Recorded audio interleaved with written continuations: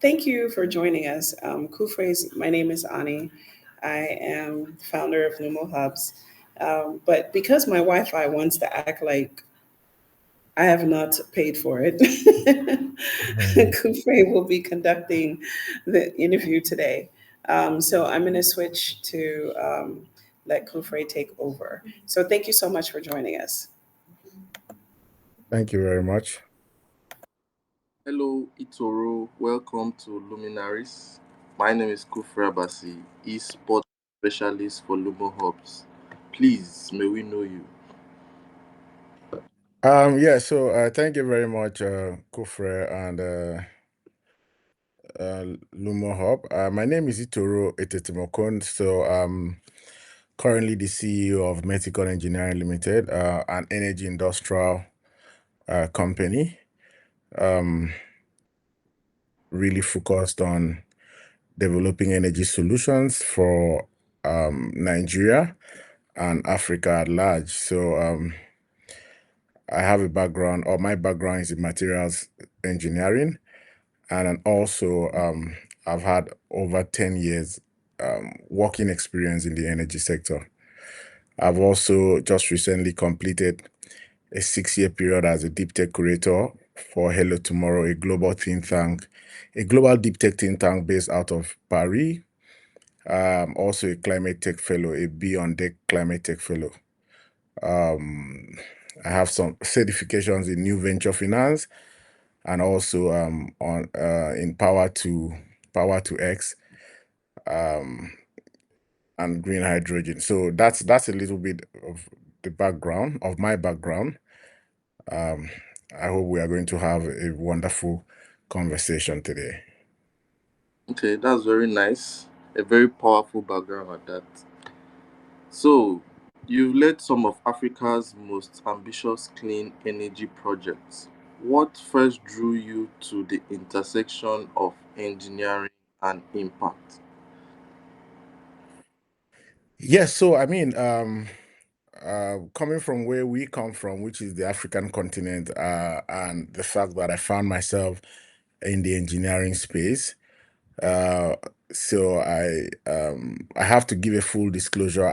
I was born into a family, an enterprising family, and I grew up seeing my parents being involved in electrical or the energy sector, and right from those years, I saw how impactful these activities and solutions are, not just to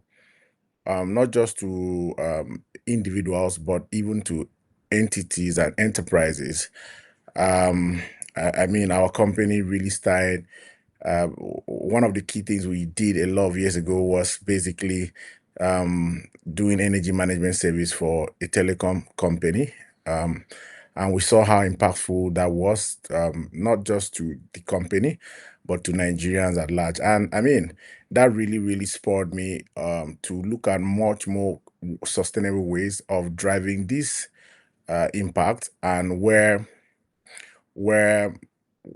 where the nexus of engineering and or what engineering can do as a tool to really, really drive this impact. So um I mean, so to answer what drew me to the intersection of engineering and impact, it was just basically about the people and how these could drive productivity. Okay, that's nice. So it's safe to say you took the line of your parents and made it more impactful. Yes, safe to say that. Right? Great. So every leader has a turning point. What moment convinced you that renewable energy would define your life's work? Yes, so I mean, for me, uh, what really defined that moment was one of the very, very earlier experience I had, where I found that for us in Africa, we had a significant energy gap, and I found that renewable energy as a technology could close this gap. I saw um, how closely how telecom companies spent so much on diesel and the nightmare diesel distribution was as at then.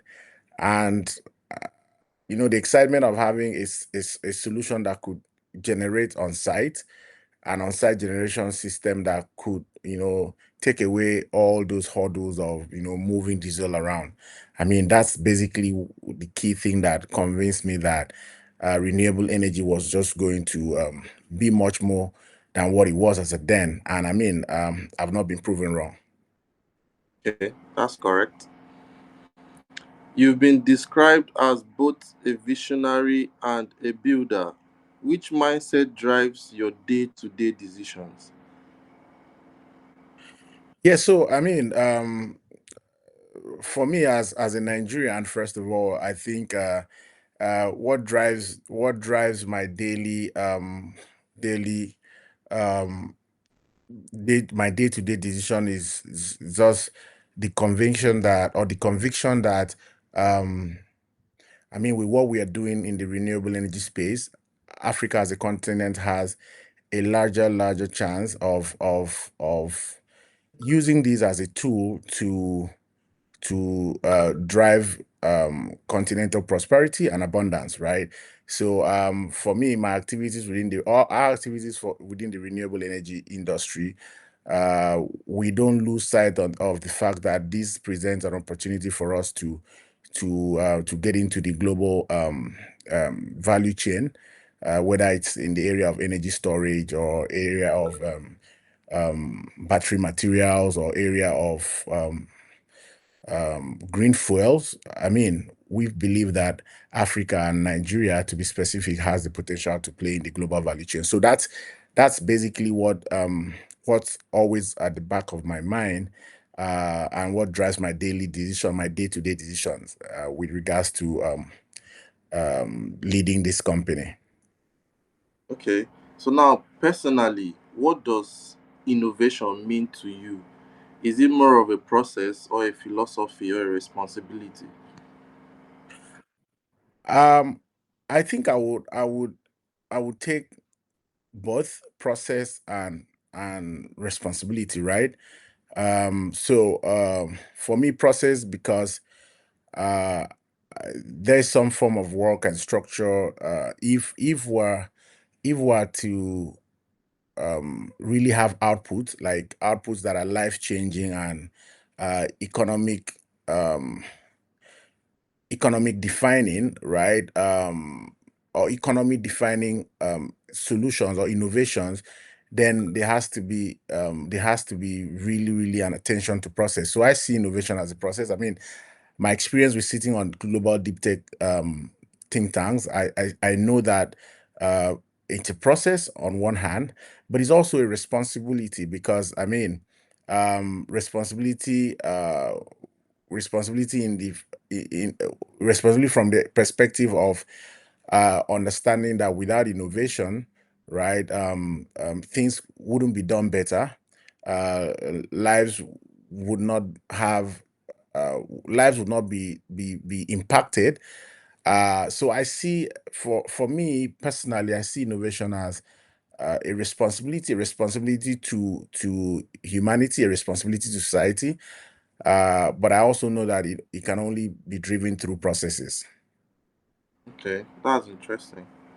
So, if you had to explain Metikon to a 10-year-old, what would you describe it like? To a 10-year-old, I'll describe Meticon as an energy provider, right? Um, yeah, so I think that's the basis. Uh, an energy provider in the sense that I mean, even for a 10-year-old today, a 10-year-old would want reliability when it comes to energy provision because I mean, I'm sure a 10-year-old would not want to stay up NEPA. A 10-year-old would want to live a life where, you know, I mean, even the fact that they are digital natives, so they wouldn't have or they wouldn't need us to give them any excuse of downtime or outages. So for a 10-year-old, I would say Metikon is an energy provider, and that's it. Okay, very understandable. So, under innovation and sustainability, Metikon is pushing boundaries with building integrated photovoltaics. Yeah. What is technology uniquely suited to Africa's climate and cities? Okay. Um, I mean, so think about it that several data available out there says that Africa would have to we have housing deficit, right? And um, when you look at it, a continent that has housing deficit and also energy access issue, right? Or energy access gap. So this is what BIPV is, right? BIPV is at the intersection, or should I say nexus, of energy access and housing, right? Every building needs electricity or needs power. So imagine that for the millions of homes that are not yet built, imagine that if they are built to be energy efficient, and also to have a tangible fraction of their energy generation on site, right? Where the surface area, when you look at the land area, especially for urban development, when you look at the land area available for maybe traditional solar um, installation, you understand that when you look at that real estate value and the fact that you can actually also integrate these renewable systems or this generation on the available vertical surface area. I mean, it makes so much economic sense. And Africa has the necessary solar resources to drive this. So we know that BIPV is basically strategic for Africa, because it solves two of the most critical issues or questions that are being asked: the issue of energy access and also the issue of housing deficit. So if we have a blend of these, then I mean BIPV won't be the only way to go. And I mean there are a lot of developments on advancing the efficiency of these BIPV solutions. The big companies are doing it all over the world. We believe that in just a matter of time, BIPV would become a standard when it comes to housing development. Okay, that sounds like a solution to a futuristic problem. Very interesting. Not a Uh, futurities problem. I think the problem is existing today. 600 million Africans do not have access to power. Then we have millions of housing deficits. Like we have housing deficit in millions. So it's actually a problem of today, right? That BIP will have to solve. all right, interesting. And they have the ability to solve it currently, right? Of course, I mean, so the largest BIPV integration in Africa and Europe is currently in Lagos. So we are proud to have executed that project. Okay, that's good. So, beyond clean power, how do you see renewable energy influencing how we design, build, and even live in our spaces?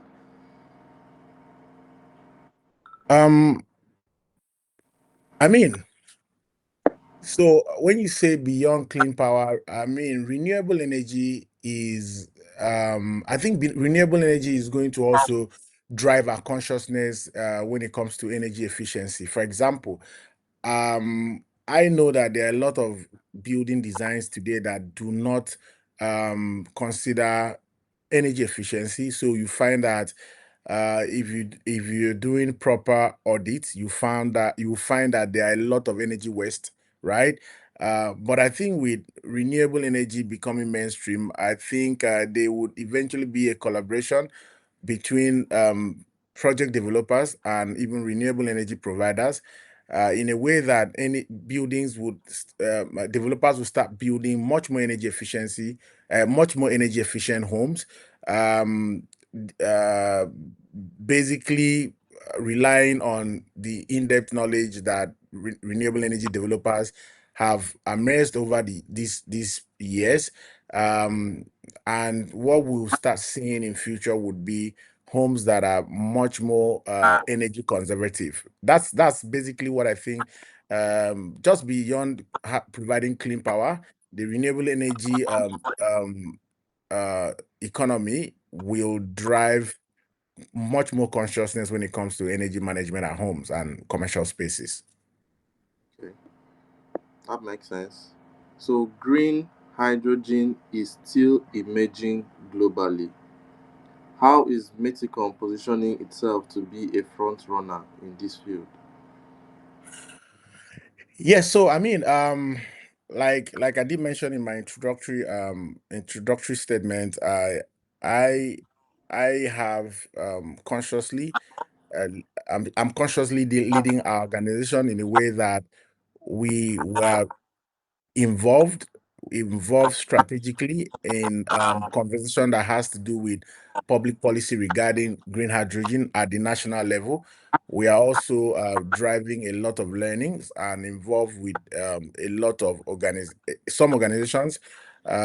So basically, the first step is always about learning. We are also at this moment working with some OEM to have a first pilot of a green hydrogen facility in one of our mini grid sites. And this is just basically to provide a learning point, not just for Metikon, but also for other Nigerians and academias on how green hydrogen, uh, at least at the micro level, can work in real life application or real world application. Yes. Okay, you said academia. That means you accept students as interns at your company. Of course, I mean for all we do, whether it's a mini grid development or a BIPV project, we accept students. I mean because building knowledge system, of course, is one of the surest way to eventually scale. Okay, interesting. So, moving forward, innovation often comes with constraints. How has operating in Africa's energy landscape shaped Meticon's creativity? What I would say is it's about collaboration, like collaboration. I mean, for us, we've seen these limitations in the areas of public policy, in the areas of infrastructure.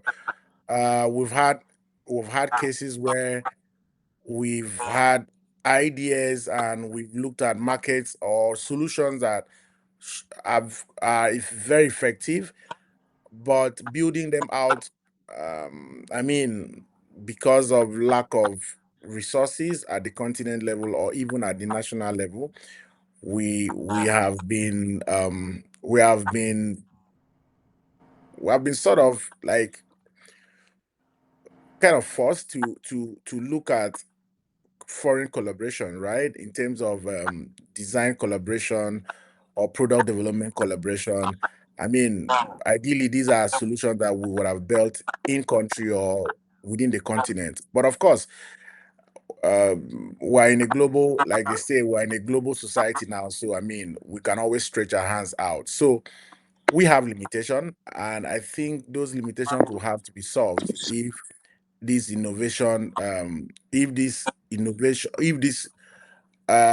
if creativity for us, even as at Metikon, um would have to be exponential in terms of our approach. But I mean, for now, what we do is basically um using the collaborative approach to get things done. Okay, that's sweet. Sustainability can sound abstract. What does it look like when it works well on the ground? Yeah, so when it works well on the ground, it means empowerment of lives, right? It means increased productivity. It means um, it means value addition, right? Because I mean, a clear example is a particular community that we basically are powering now. This community had been without access to electricity for 20 years. and for more than 20 years, rather, very, very agrarian community. I mean, they are involved in cocoa. I mean, so we basically believed in the power of innovation and sustainability using solar technology. We are able to power that community, and that is not what the community had even thought would come to them, because after they had stayed for 20 years and not had access. I mean, so that's basically what sustainability can do. And for us, I mean, sustainability that is not life changing, that is not impactful, I don't think can truly be defined as sustainability, because it has to be transformative. So that's what sustainability means to us when it works on ground. It means Okay. transformation, value addition, and productivity. Okay. Many companies talk about being green. What does true sustainability demand from leadership beyond slogans? Yes, so I think sustainability beyond slogan. Yes, there is this conversation about greenwashing. It actually do exist, um, but sustainability beyond the green slogan and the greenwashing is about efficiency.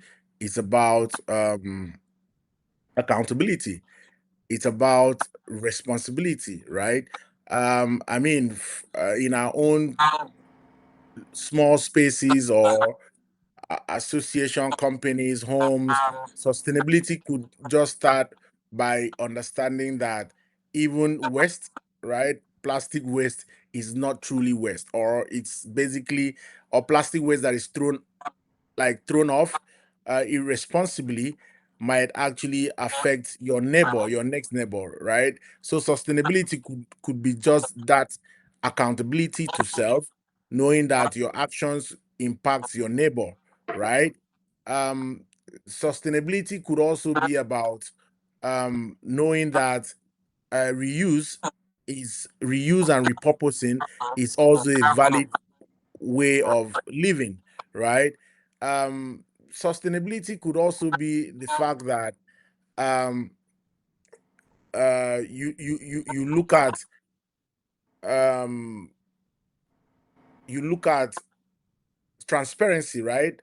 Transparency. I mean, these recently we've heard about Nigeria also going the way of ESG, right? And that would demand a lot of transparency, whether at the corporate level or from small businesses, from small businesses especially, and corporate. So that's how I see sustainability. It's not really about the slogan, it's about active active role, it's about responsibility, it's about accountability. Okay. So let's say we look 10 years ahead. Which breakthrough technology do you believe will redefine Africa's energy system?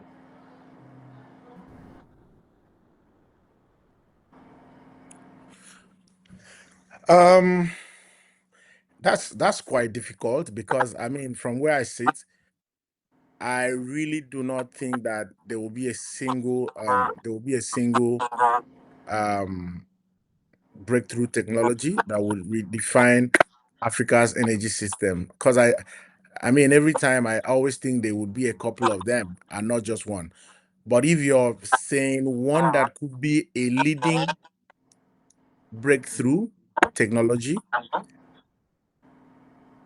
I would say energy storage, right? I mean, um, energy storage, not because it will bring energy abundance for Africans, but it will also bring economic prosperity, right? So I will always bet on energy storage um, being the leading breakthrough technology that will redefine Africa energy systems, storage, and storage. Okay, you made mention of ESG. and most of us here are not actually in the energy field. Please, what does ESG mean?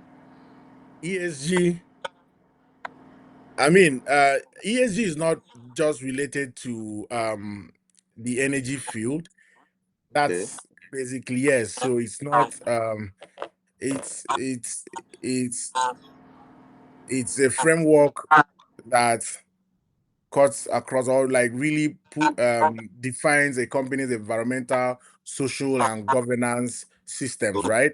So it's not just limited to to just energy, right? There's a social aspect of it. There is a governance aspect of it. I think where renewable energy and or energy alternative energy and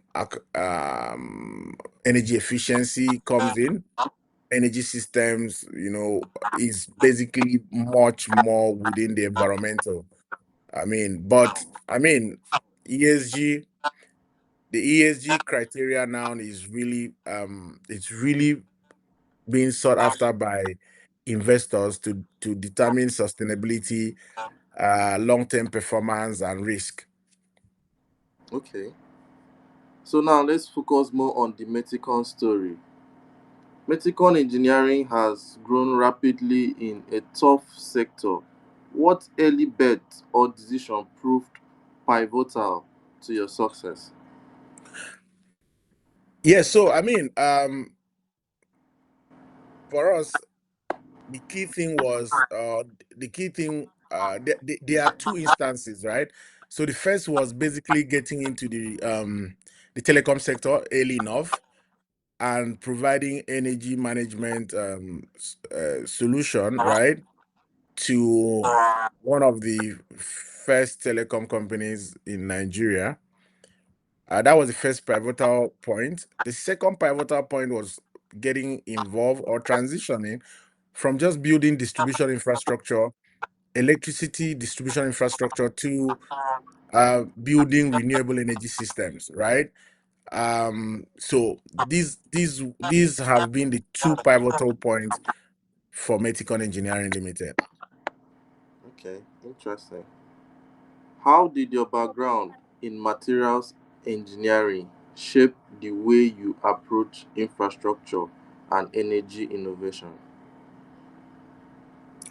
Yeah, that's also a very long story because um I didn't get into materials engineering by choice. Um I really had this disdain for materials engineering. I initially wanted to study computer science. Um so I did all the as a young guy then, living in cyber cafes, looking for admissions. I eventually got an admission in a Canadian university, but of course there was limited resources for me to put that through. And those years, especially from where we are from, those years, computer science was seen by a couple of people as, just basics. Why do you want to do computer science? Is it typing? Is it that? So, and my dad actually wanted me or my parents wanted me to do electrical, to have electrical electronics, and we tried all we could, but I think I could not get that. But I eventually got materials, and I did not really like appreciate that, because I had a first choice which was computer science. I had my parents' choice was electrical, but none of that came through. But I went through materials, and it was while in it that I realized that materials engineering was at the core of development. Like, it was the core of engineering, whether you're doing mechanical or electrical or civil, you have to deal with materials. So yeah, so uh, that background has really impacted how I see infrastructure and energy solutions. When you look at renewable energy as an economic sector, you see that bulk of renewable energy system has to do with materials development. So whether you're talking about the photovoltaic cells, uh, if you want to improve the photovoltaic cells, you need to look at new materials that are much more efficient. If you're talking about about energy storage or batteries, you're talking largely about materials and materials development. You're talking about materials chemistry. So, I mean, for me, it has made me to see energy development or energy infrastructure, not just basically as installing systems, but even beyond that, seeing it as having a bigger picture of manufacturing, and also innovation around it, right? So I'm not just seeing energy infrastructure as basically coming to install systems for maybe customers. I'm now seeing it more from how do we even localize this battery manufacturing? How do we even make battery solutions or battery materials that can be sold to the world, right? How do we build components? Like what materials development or material innovation would we need to have better systems? So it has given me a very much more like broader view of what is possible within the energy ecosystem. Okay, very interesting story, by the way. Every founder faces a moment of doubt. Yeah. What's one challenge that tested your conviction and how did you overcome it? Yeah, so I mean, the major challenge we've had been some years ago when we had a project which was to develop and integrate BIPV, and as at when we got into it, we did not know that we were on to building and integrating the largest BIPV in Africa and Europe. There was no reference, so I mean, you had to build, develop, or you had to design, build from scratch. I mean, I had several moments that my belief was tested.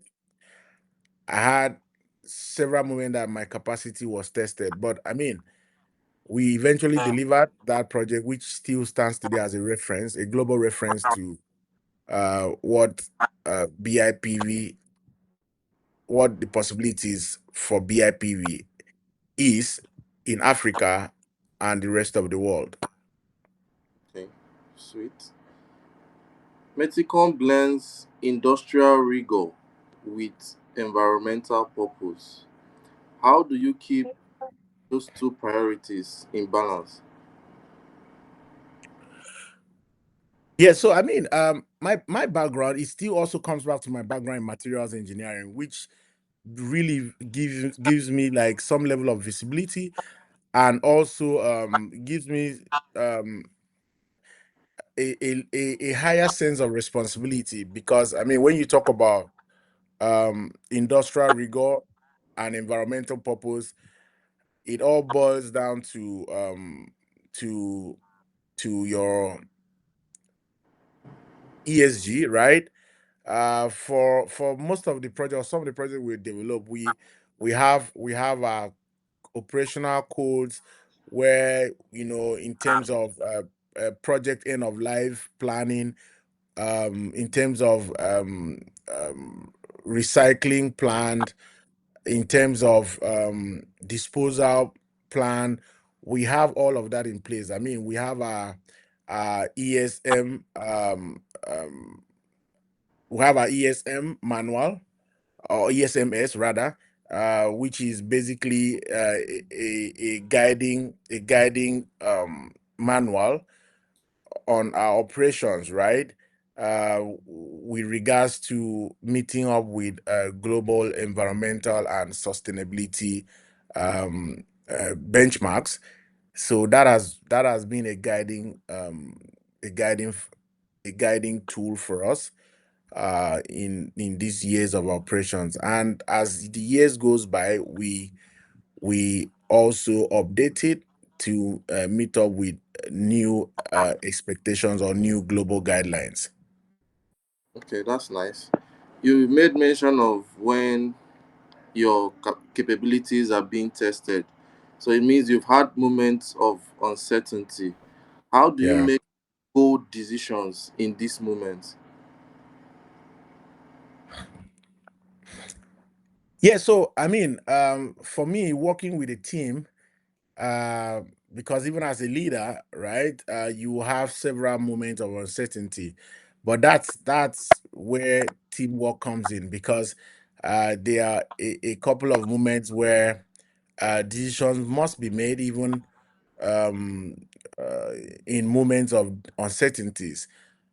So the right teams keeps me grounded, right? In those moments, I lean back a lot on my team, and when once I have my team support, even in a state of uncertainty, these decisions are still easy to make. And again, like I would always say, I mean, as a leader, of course, you don't expect all of your decisions to have your expected output, but your work is to make these decisions. And most times, decisions not made are more fatal than decisions made, but without the expected output, of course, because some of these outputs can actually be it can actually be managed, um, rather than not making decisions. Okay, interesting. So collaboration seems central to your work. I mean, you made mention of you work with a few companies on product design and the likes. Yeah. What makes a partnership truly transformative in the clean energy space?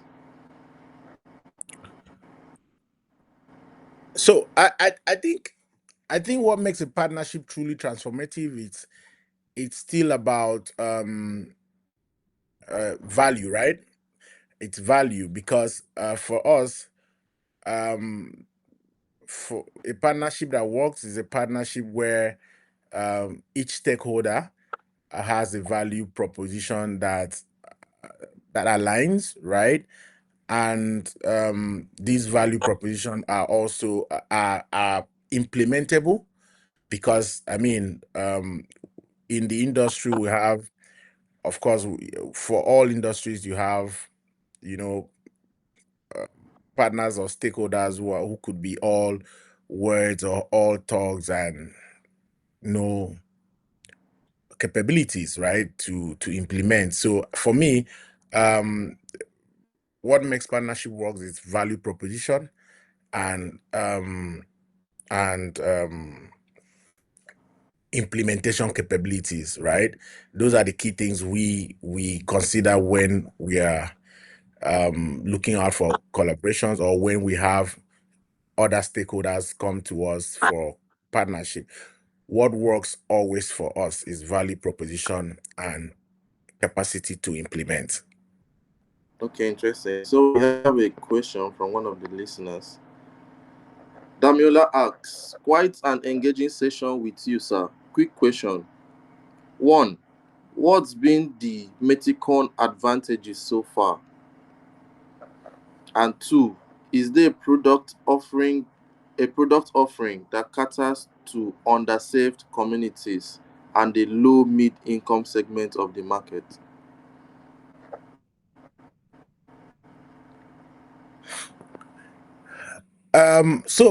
What has been an advantage is the fact that we have an institutional memory when it comes to the energy sector or the power sector. And let me narrow it down there, because I mean, like I mentioned earlier, we've actually worked with telecom companies. We've worked in rural communities for a lot of years, building distribution infrastructure, um, power distribution infrastructure, before transitioning into building renewable energy infrastructure. Um, so that institutional memory of being in the uh, power space, especially catering for the rural community, has also helped us in what we do today, being um, building renewable energy infrastructure in rural communities. Now, when you talk about underserved products for underserved communities, of course, the community we target, especially with our mini grid, are largely underserved communities and maybe a few peri-urban communities, right? The story or the reference I gave about a community that has been without power supply for 20 years is actually an underserved community.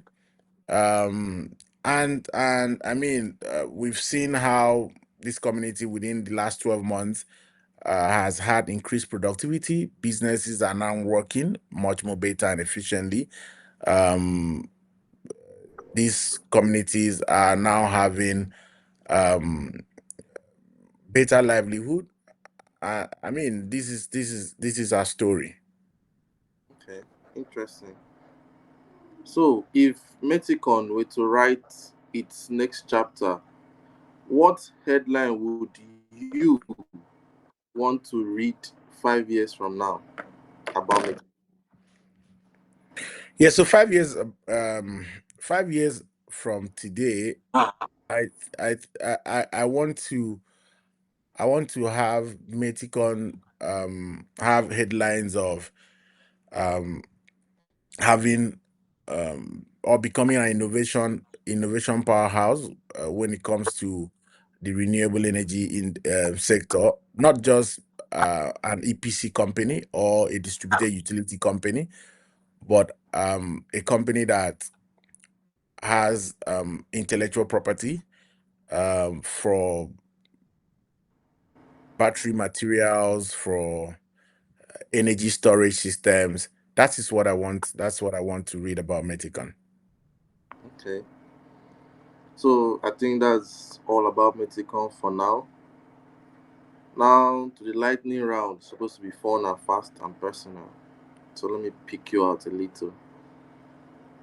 One innovation you would have invented first, if not this. If not what I'm doing, Yes. I mean, it will still have to be about what I'm doing. I would have wanted to be the person that invented lithium batteries. Okay, that's sweet. So, which country or city whose approach to sustainability inspires you? I think Singapore. Okay, that's interesting. Yes, Singapore. Okay, we have another question from the listeners. Daniel says, I would like to ask, how many mini grids has Meticon Engineering built, and what are the locations they have been deployed? If you mind sharing. Yeah, so for now we have a mini grid in Cross River. We are actively developing three new mini grids in Akwa Ibom and Cross River. Wow. But we have a portfolio of about 28 mini grids in our pipeline, which we're expecting to commission at most by Q4 or Q3 of 2026, right? But we are constantly increasing this portfolio. Our goal is to be able to have possibly 100 mini grids in the next 5 years or more. Okay, that's interesting. So mini grids means you have a lot of sites around. So what's your favorite part of visiting this project site in person? I mean, my favorite part is basically during commissioning. I mean, having communities that have been there for years, for decades, having to have their first light come on. Okay. That is always a very fulfilling time for me. I mean, seeing faces, happy faces, and also seeing people who now understand that one of the limitations to their enhanced productivity has been solved or sorted. A problem solver indeed. If you could ever have dinner with one great inventor or scientist, past or present, who would it be? Of course, Isaac Newton. For me, it will always be Isaac Newton. That sounds like you've had that in mind for a while. Yes, I have always. Okay. What's one habit that keeps you grounded amid all the big picture work? Gratitude. Gratitude. Yes. We have another question from Daniel. Daniel is asking, are these mini grids manufactured by Metikon Engineering locally or outsourced internationally? Yeah, so mini grid is just basically an engineered infrastructure. So it's really not a product in all sense. It's basically having components. So the solar panels, the batteries, the inverters, the mounting structures, the cables, um, the meters, right? The distribution network. So it's basically an engineered infrastructure, not really like a product. So what happens is that yes, today a significant fraction of these components are sourced internationally. So like the solar panels, even though the government today is making significant efforts to domesticate solar panel assembling, right? But the batteries are still imported. We also have local cable manufacturers currently who have transitioned to or who have added the solar cables portfolio, which is an exciting improvement for us. Then of course you have the mounting structure, you have meters that are also imported, but we have also local assembling meter companies. So what I'm trying to say is that it's basically a mix of both. Even though largely we're still importing, and that is where a company like Metikon and a lot more other companies consider domestication, local manufacturing as being the long-term game or the medium-term game anyway, because the long-term game would have to be about having process technologies and IPs. So yes, currently we import a couple of those components, but the engineering is done locally by a local team, 100% local team.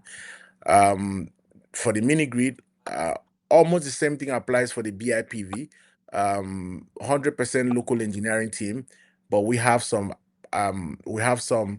components and accessories that are imported. So that's where and what it is currently. Okay, I believe Daniel is satisfied with your answer. So, one last from me. Complete this sentence. Africa's energy future will be powered by. It will be powered by African materials and innovation. Okay, short, interesting, brilliant. So, Mr. Itoro Okon, thank you for bringing renewable energy to us. Thank you for being a problem solver, and thank you for joining us on Luminaries on Lumohubs. Thank you very much. Thank you, Daniel. Thank you, Idaresi. Thank you, Annie and Kufreabasi. Thank you. Wish you and your team all the best. All right, thank you very much. Thank you.